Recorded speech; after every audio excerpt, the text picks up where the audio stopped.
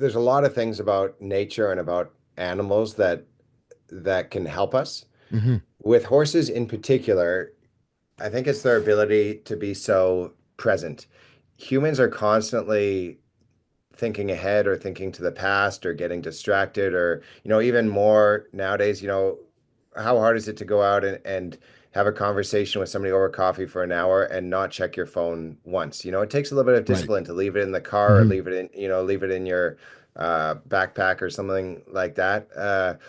But if you're going to work with horses and you want to do a good job of it, you want to give that horse a good feeling, or you want the horse to learn, or even if, in a lot of cases, even if you just want to stay safe, you got to be really present. You can't be thinking ahead. You can't be thinking to the past. Driven by purpose, fueled by passion. My words got power, my thoughts have action. Motivation, stay gracious. That's greatness. Be audacious. Motivation. Be audacious. Innovation. Be audacious. Inspiration. Be bold. Motivation.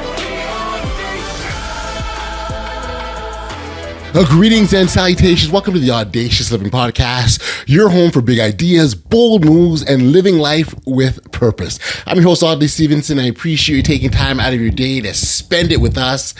Today, we're stepping into the world of horsemanship and emotional fitness. I want you to think of the connection between a horse and the rider like a powerful dance built on trust, presence, and understanding. And just like a rider learns to read a horse's motivations, we've got to learn to read our own. When we're emotionally fit and fully present, we move through life with more clarity, confidence, and grace. Our guest today knows this better than most. Tik Maynard is a champion horseman, author, and leading advocate for natural horsemanship. His work helps people understand horses and, in the process, understand themselves. His insights on communication, resilience, and personal growth hit home in a really big way. And I'm really excited to have him on the podcast. So without any further ado, let's get into it and check out our conversation with Tik. Enjoy.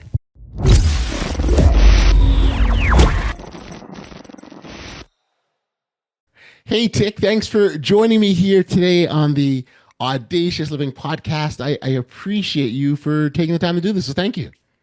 Thank you, Audley. Thanks for having me on your podcast.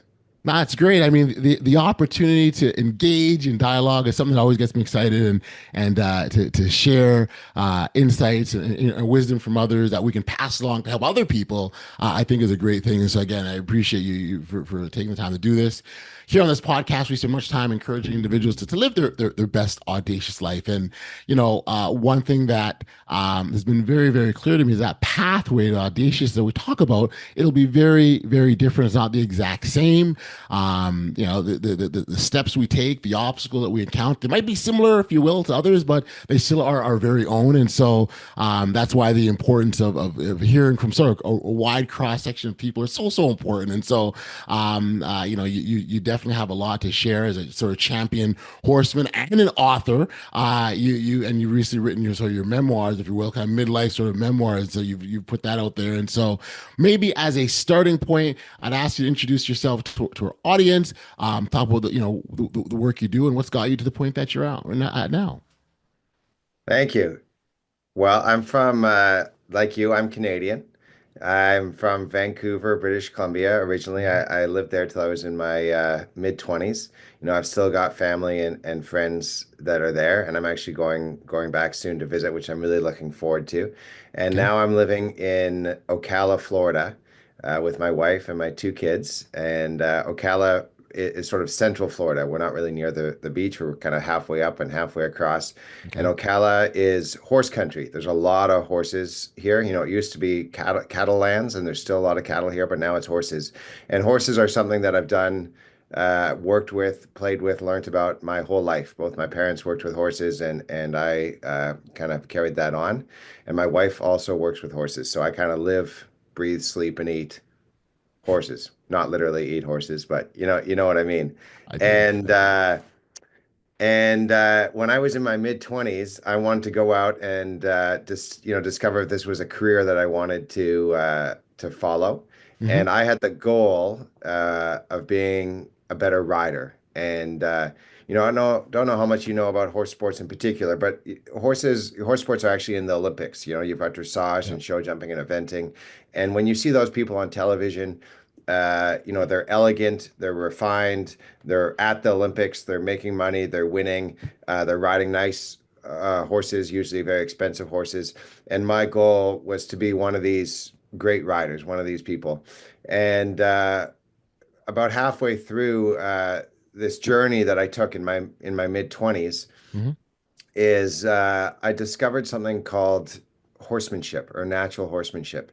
And Okay. that's the idea that it's important not just to become a rider. Maybe it's not even important to become a good rider at all. But what's important is the idea of learning how to read horses, learning how to think like a horse, Okay. learning what motivates horses, learning how horses learn, and also learning from horses. And it's a kind of a much more holistic view of interacting Right. with horses.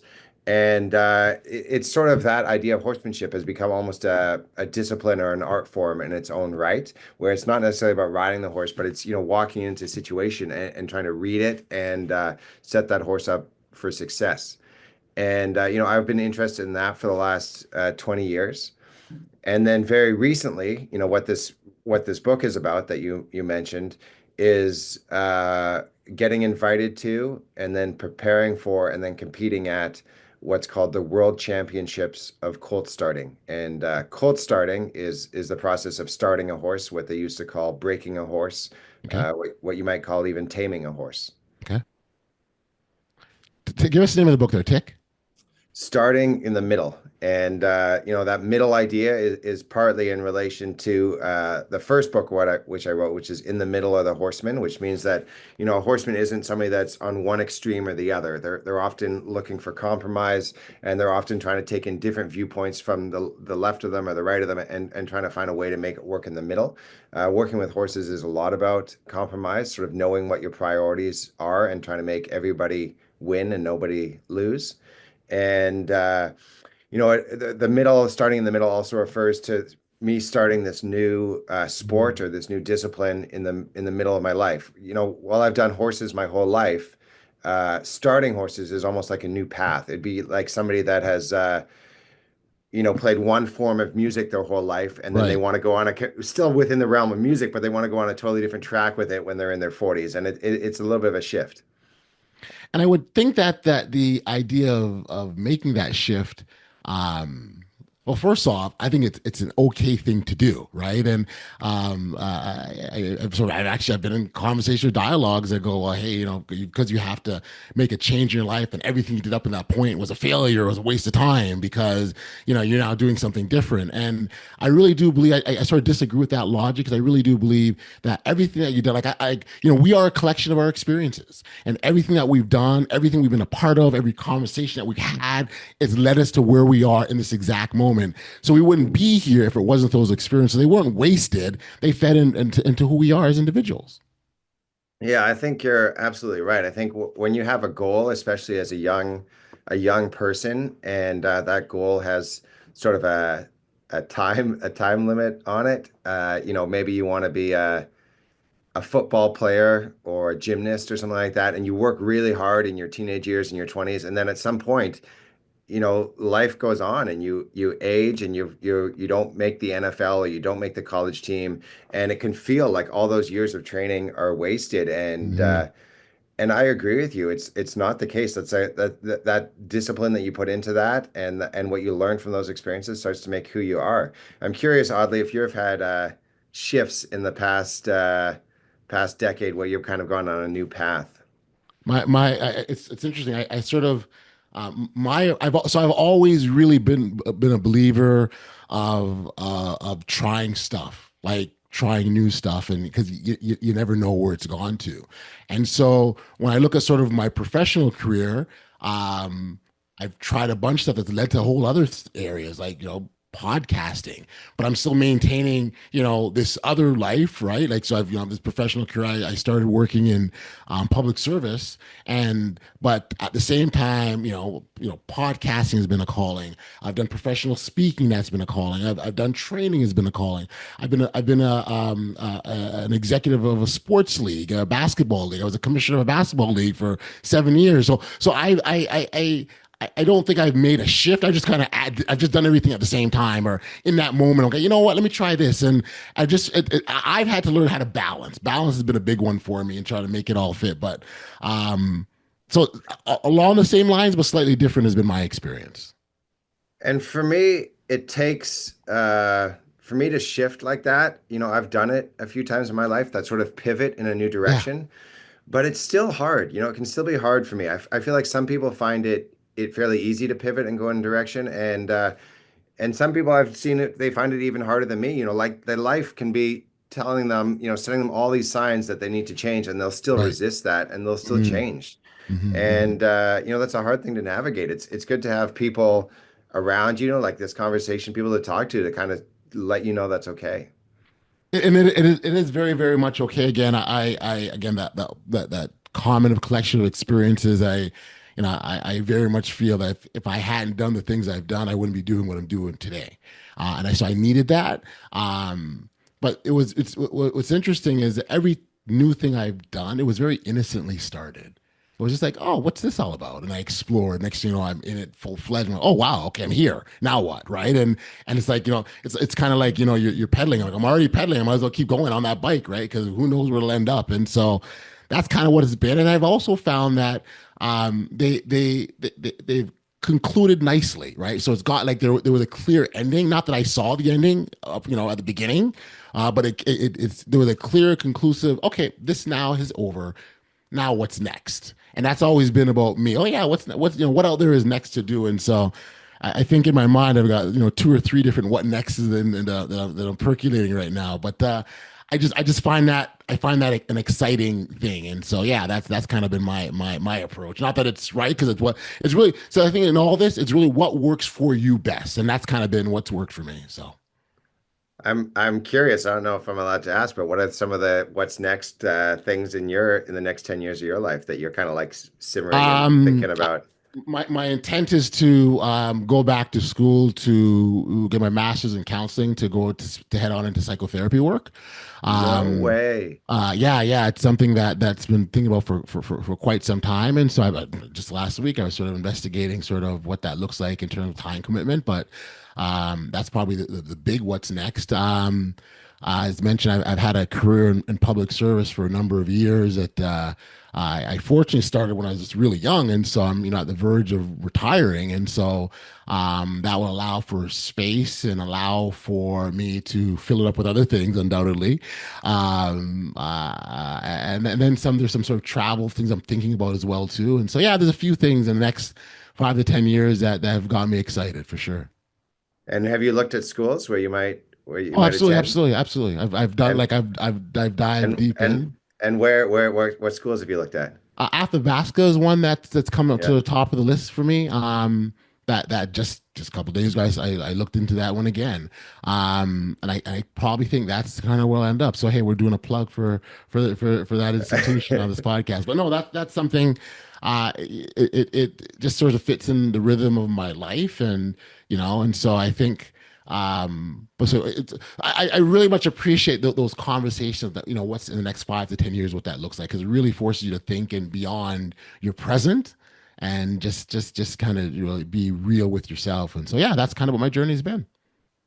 And if you think back to yourself as a teenager, what do you think you've done since then that would most surprise your teenage self? I would say everything I've done, because I will tell you, I will tell you in my teenage years, I had zero vision for what I thought my future would look like. I just did. Someone asked you what you wanted to be to grow up. I'm like, I don't know. I'm just existing. I literally thought I was existing. And I think the difference maker for me is here's a plug for the podcast. That audacious experience has always been there. Hmm. That the desire to try stuff has always existed, to take chances and take risks and demonstrate a little boldness. And so when I look back, I'm not really surprised of what I've done. And I think I've done a lot, but I'm not surprised at that, because it's always been there.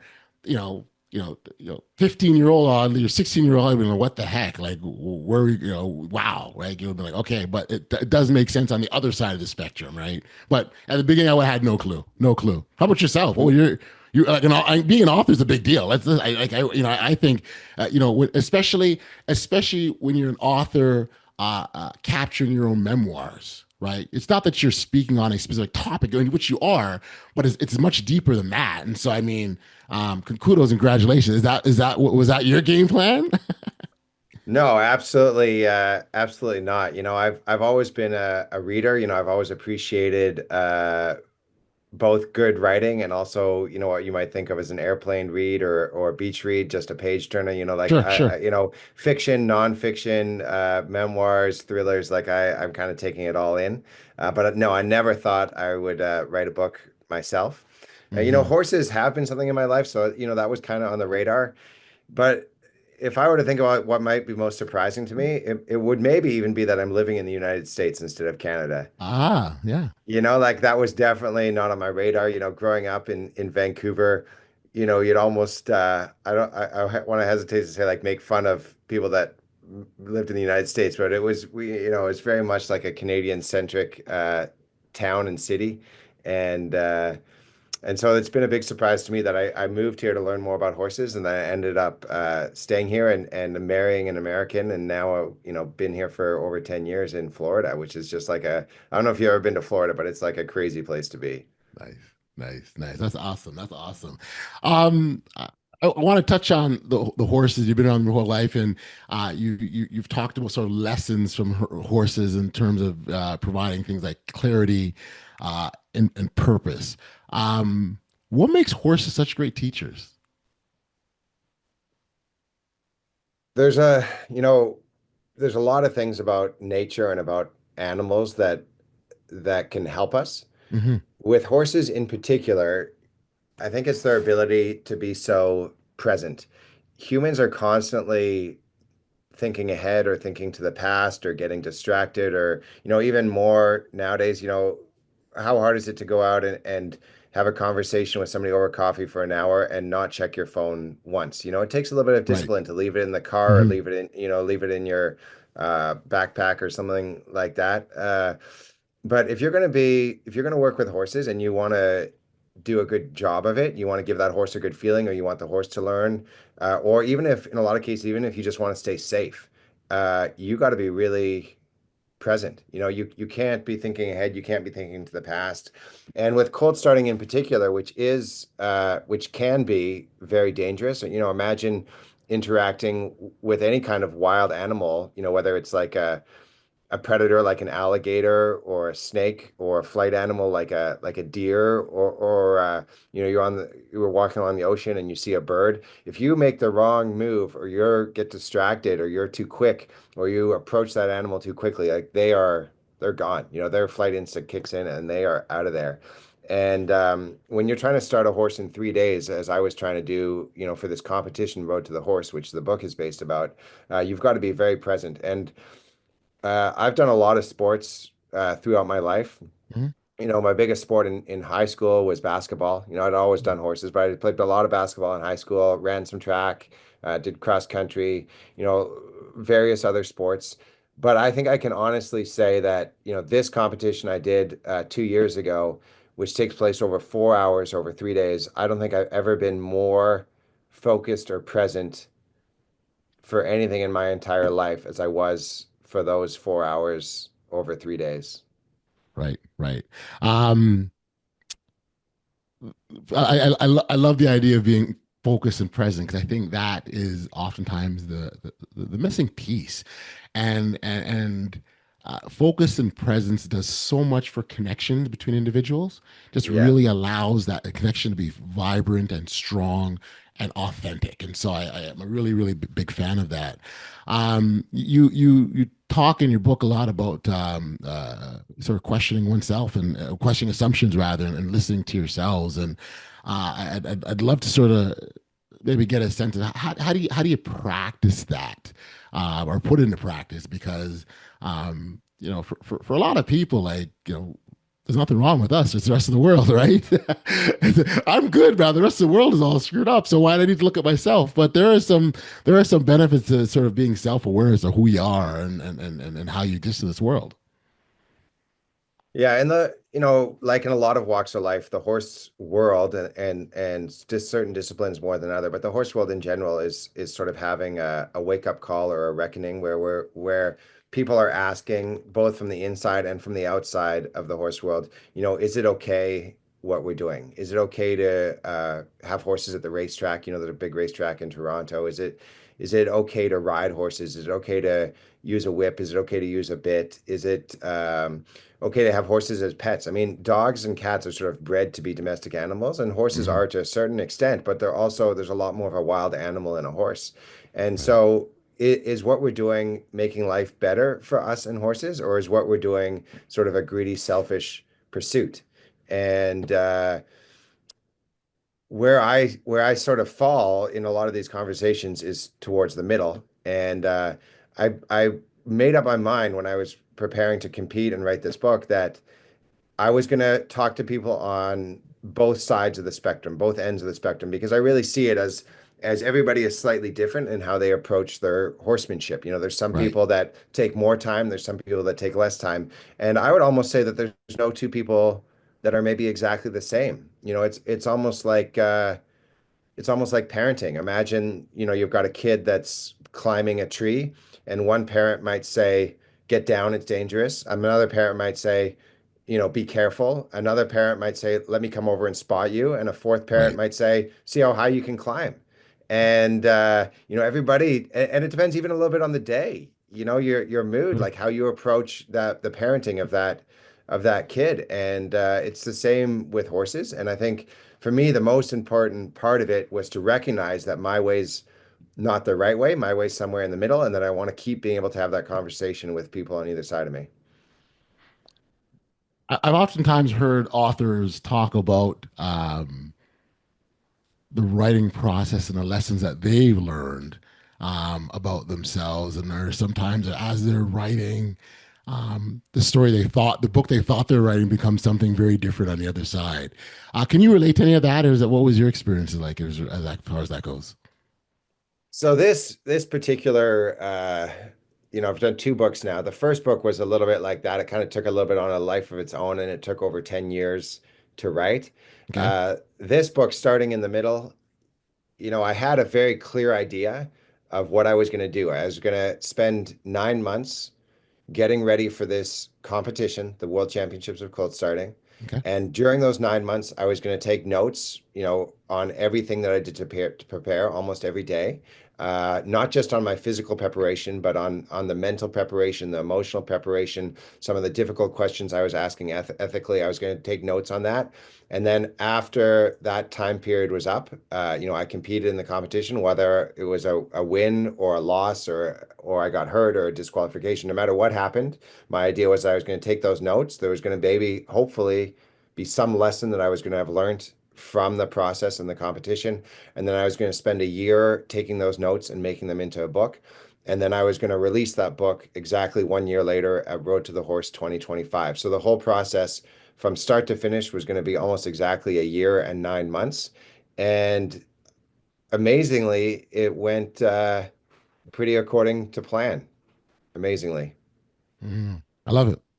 That's awesome because again, like I said, I've heard many say, "Wow, I thought I was doing this, but it became something else," and and I was learning about myself in the process, and so great to hear that. That what you wanted, what you started off is where you ended up, which is awesome. Um, so when you think about sort of developing our own personal emotional intelligence and horse training, are there any parallels between the two?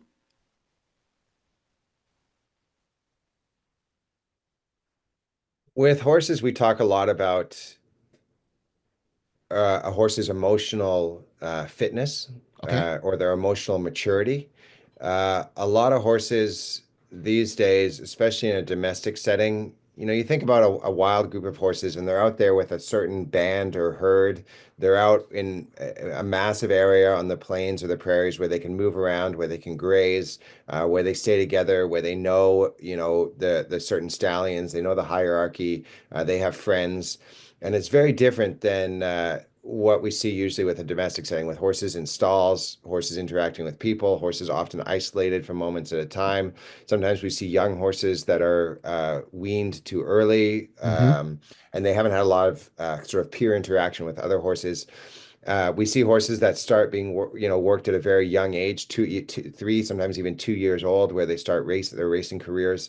And a lot of those horses don't develop that sort of emotional fitness. And what I mean by that is that when they get in a stressful situation, um, it stays with them. They can't let it go. They develop anxiety, this constant anxiety. They develop ulcers. They Right. start doing these Oh, wow. behaviors like weaving back and forth, biting things. Like imagine like seeing a zoo animal, like a tiger that's just stressed Yep. out and pacing back and Yep. forth. And a lot of horses end up like that. And the reason for that is that horses, like a lot of mammals, have evolved fairly well to deal with acute stress, which means Okay. that something chases them, they get away, and then life can go back to normal. Or even there's a death in their family, it happens, and then life can go back to normal. Uh, but what they have not evolved very well to deal with is chronic stress, which means that constant isolation, the constant confusion, the constant not being able to be turned out and they're just in a small stall. And it's Right. sort of that chronic stress, that chronic Hmm. anxiety that gets to them. And it's the same probably with people. Sure. If you have an event in your life, you break your arm, a loved one moves away, it's stressful, but we've sort of evolved for the most part fairly well to be able to deal with that. If, on the other hand, there's this constant anxiety in your life for months or years at a time, where every single month, um, you're struggling to pay your bills, you're struggling to get food on the table for your kids, whatever it is that's causing this anxiety in your life every single day, that's what causes us these like heart attacks in people, or ulcers. Like that's the tough thing. And with horses, a lot of people want to be in their mind kind with horses. And to them, when they think of the word kind, they think that means always give them what they want. But Right. as we might know with people or even kids or even ourselves, always giving us what we want is not the answer. It's not about having no adversity or no conflict. It's how we deal with adversity and how we deal with conflict. And sometimes by going actually through adversity, we can come out stronger on the other side. We absolutely can, and you're right. And I think being conflict avoidance actually does more harm than good for us, right? Like I think the that fire we sometimes got to face it, right? And so and that's the whole idea. Like one of the things that we talk about on this podcast a lot is outlasting adversity, right? Because on the other side of that adversity is where the greatness lies. And so, but when you run from the fire, or run from the adversity, you're also running from the things that are meant to give you the greatness in your life. And so I wholeheartedly agree with you on that. I wanted to actually go back because I know we talked about the piece around reinvention and starting in the middle. The piece I didn't touch on, I think is important too, is when there's sometimes individuals that don't do that because of fear, right? So fear causes stagnation, and fear causes like, oh no, I can't do this because whatever that because is, right? Is there kind of advice or insights you can impart to listeners to sort of embrace that change and not be guided by the fear? Oddly, I'm going to say a few words about that, but I'd actually be interested in your take on it after. I think different Mhm. people deal with fear in different ways, whether they're running from it, like you said, or they're finding a way to confront it or embrace it. Um, for me, it's something that I try to do. It still doesn't come easily to me. And there's also different kinds of fear. There's sort of an emotional fear, and then sometimes with horses, we even have this physical fear, like we're going to get bucked off or we're going to get kicked. And so I think for me, the first thing is to recognize, how real is this fear? Is this a fear that's just inside me, or is this a fear that has a real and clear and present danger that's going to hurt me? So separating those two kinds of fears. Um, the second thing is having a conversation with the people that are closest to me, often my wife, about, is this something that I want to go through? Is this something you're going to support me through? Yep. And then the most important for me is, if I'm going to confront a fear, is being prepared for it. So when I wanted to do this cold starting competition, which was a really scary thing for me, I didn't just say I want to do it and then just go and do it. I said I wanted to do it and then spent 9 months preparing Right. virtually as hard as I could in order to do it. So I could go in as well prepared as I could be to face that fear. But Yeah. what No. about you? I'm curious if you've had something. You touched on it. Was how real is this fear? More specifically, something I ask when I confront something is why is this fear coming up for me? Like, is it, and what's it based on? What's it rooted in? One of the strategies, personal strategies I use for myself, a little bit of self talk, but it's specifically around past successes. So I'm a big believer in celebrating everything, and so I get very rational with myself, right? So it's like okay, I want to try this thing, but I'm afraid it's going to work. I'm not sure, and maybe I won't do it.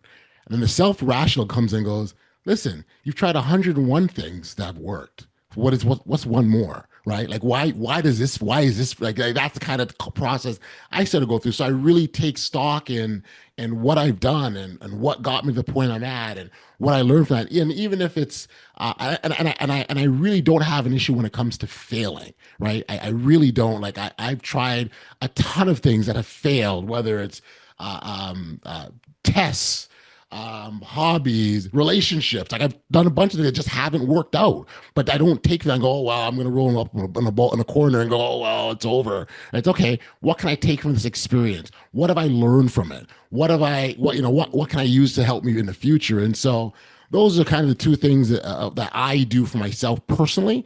When it comes to just fear in general, and now it's at the point where I'm like, fear will come in. I'm like, yeah, okay, whatever, yeah, okay, let's just keep going.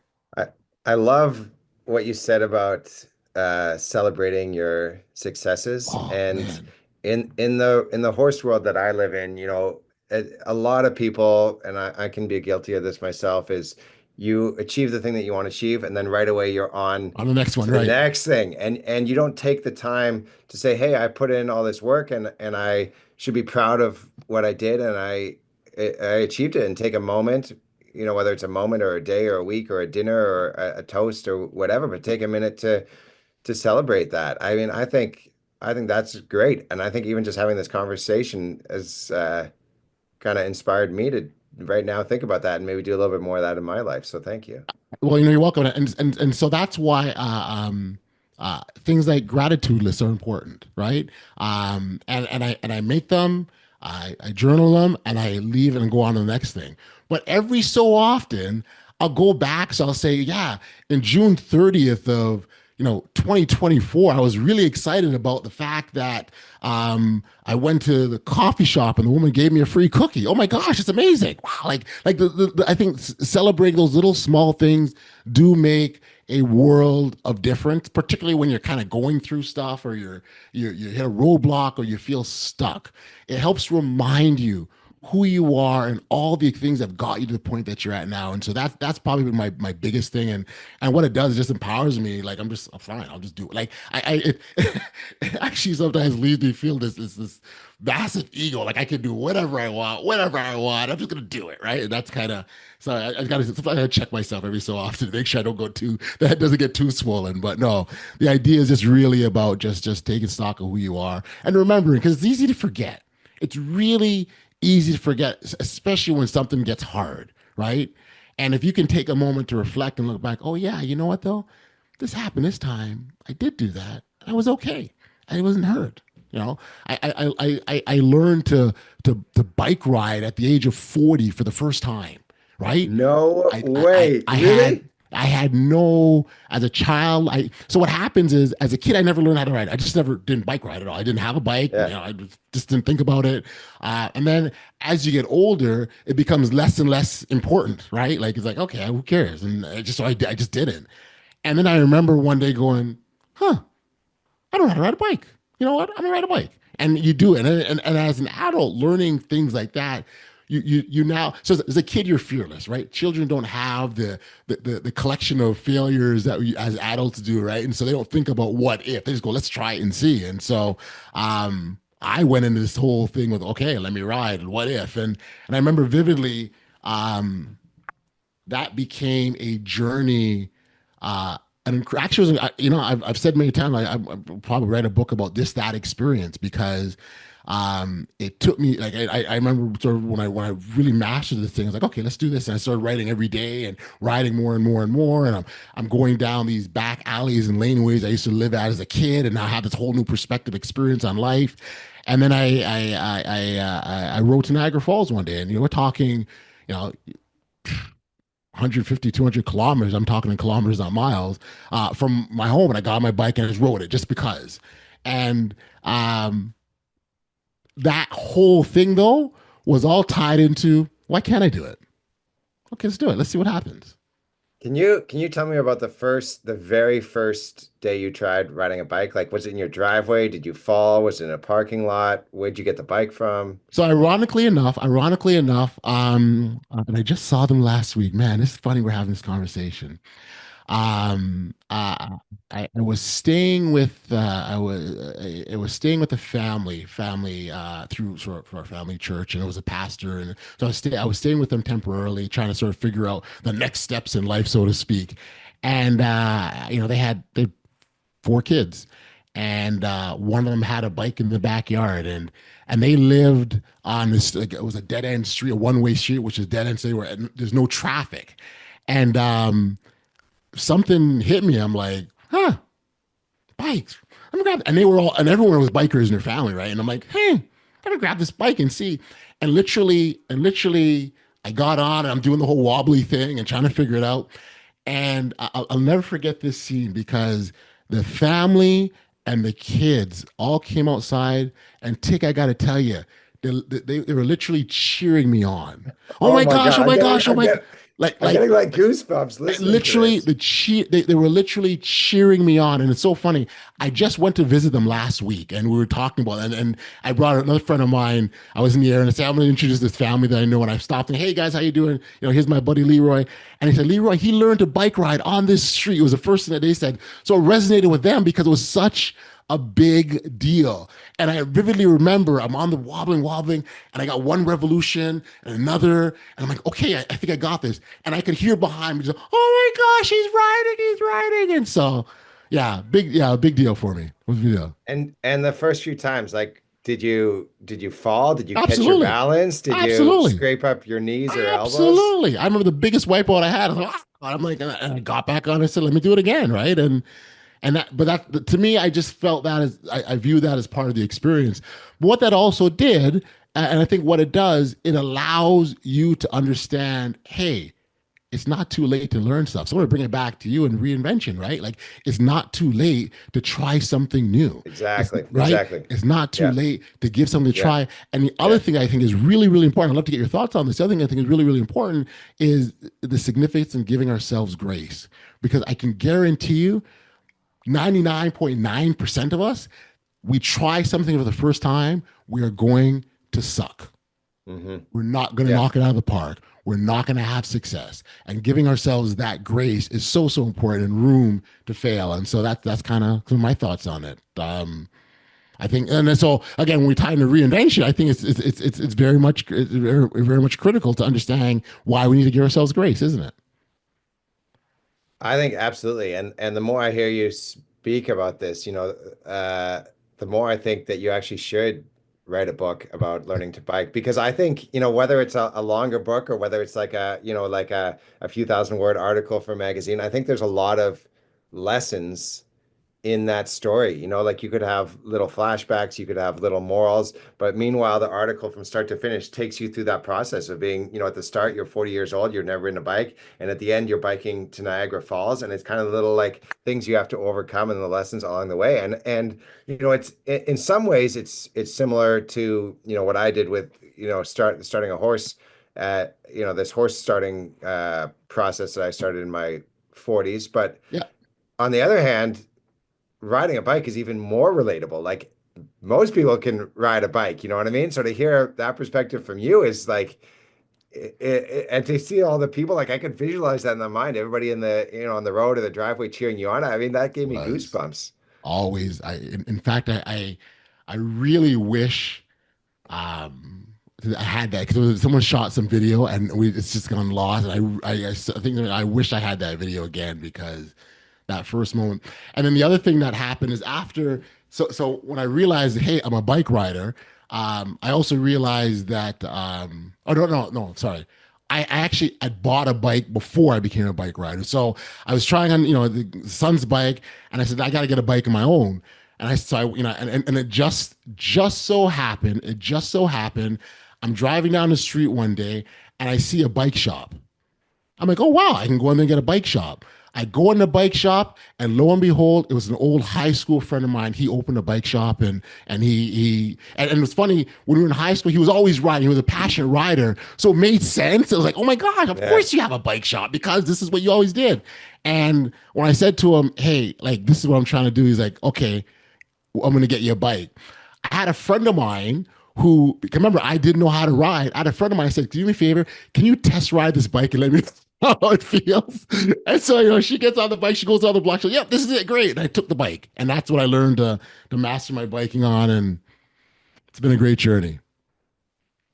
That's amazing. Yeah. Yeah, I gotta find you like a publisher, an editor, or something like that, because I think that would be an amazing story. Oh man, I Uh, appreciate you. I appreciate you. No, it's good. And I also think what it does, and maybe I can get you to touch on the role of passion, because um, when you try things, or maybe even reinvent yourself, you have an I think can kind of go one of two ways. You can discover a new passion, like I did in biking, or you rediscover one that was something you were always passionate about. Um, I guess maybe my question to you is how do we as individuals help identify those passions that we can connect to, especially later on in life? Passion's such an interesting kind of thing because when we look at people that get into horses and horseback riding, sometimes we see that passion in there as kids as young as 3 or 4 years old, and they just seem to be drawn to it. They want to be the one to go pet the horses, to ride the horses. They want to have books about horses. They want to have stuffed horses and play with unicorns and have stickers of horses, and they're just immediately into it. And you have some people that come into horses later in life, and it's almost impossible to describe how that passion occurs, or to be able to look at somebody and predict whether they have that passion. And people have passions about different things, whether it's bicycle riding or basketball or music or what it is. And I think the first thing is to recognize is that you have to try different things. Sometimes you don't know until you try it, and to just keep trying. Like, the passion is out there. I really believe there's a passion out there for somebody, and maybe more than one passion, maybe multiple Hmm. passions. And the second thing is I don't believe that you have to be good at a passion to enjoy it and for that to be valuable. Right. Uh I think as long as you're kind of enjoy it, that's what matters. You don't have to be the next, Michael Jordan to enjoy playing basketball. You can just go down to the park with some friends and shoot around. Yeah. Nah, I hear you. I hear you. I hear you absolutely. I think those are some couple of great points. Um, Tik, man, this has been like an awesome conversation. I gotta tell you, man, I really enjoyed just hearing your experiences and sharing a little bit. Give us the name of the book again for listeners. I don't know if you got a copy. Hold it up there that we can see. I don't know if you got one close up. Yeah, I Hand got there. I got one right here. I got one. Let's make sure we put It's that out there. uh There.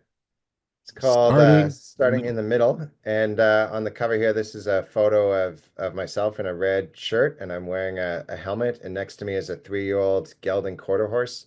His name's Tomcat, and that photo is taken right there, just a few minutes, maybe 15 minutes after I sort of met him. I was introduced to him in a round pen that's about 50 feet wide, and I got to spend 4 hours with him over 3 days. And as I spent that time with him, there were close to 10,000 people watching and cameras streaming it live around the world Beautiful. and 5 judges watching and over $100,000 prize money on the line. So there was a lot of tension I was feeling in that photo, but what I was trying to do is not pass along the tension I was feeling to the horse. Beautiful, beautiful. No, I love that. For listeners that want to connect with you directly or learn more about your work, where could we send them? Yeah, Facebook, Tik Maynard, or Instagram, or our website that, my wife and I run Copperline Equestrian, and that's just copperlineequestrian.com. But a great place to start is with the book. You can get that in the United States and Canada, your bookstore, tack shop, or of course, a lot of people just go to Amazon, and that's fine too. Very cool, very cool. And we will make sure that the contact details are in the show notes below. Again, congratulations on first of all writing the book, getting it out there. I know it's not your first, but I think the book writing process is an important one because it takes you on a journey of reflection, and that's not always an easy thing to do. So you did that successfully. So congratulations, and thank you for taking the time and chatting and sharing the way you did. It was really fantastic. And again, I appreciate being a guest on the Audacious Living Podcast. Thank you very much, and I appreciate you for sharing that link. I'll send you a photo, and the only thing I want from you is see a photo or video on a bike at some point here, because I can just picture that. I love that. Thank you very much for having me. Thanks, Dick.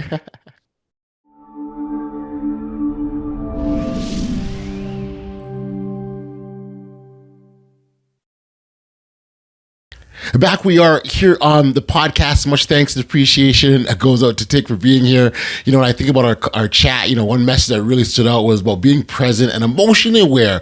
It's not just important with horses, it's essential in everyday life. That awareness helps us face challenges, build resilience, and strengthen our relationships. I absolutely love Tik's reminder to celebrate the small wins. Every step forward matters. Every step of progress is part of our reinvention. I'd encourage you to connect with Tik directly using the info in the show notes below. Trust me, you don't want to miss it as well. His book, Start in the Middle, is also available, and I'd encourage you to check that out. I want to thank you for tuning in to this edition of the Audacious Living Podcast. If you enjoyed today's episode, please take a moment to like, follow, and subscribe or share with someone you think needs to hear the inspiration that we provide here. Of course, this is how we grow this platform of audacious listeners.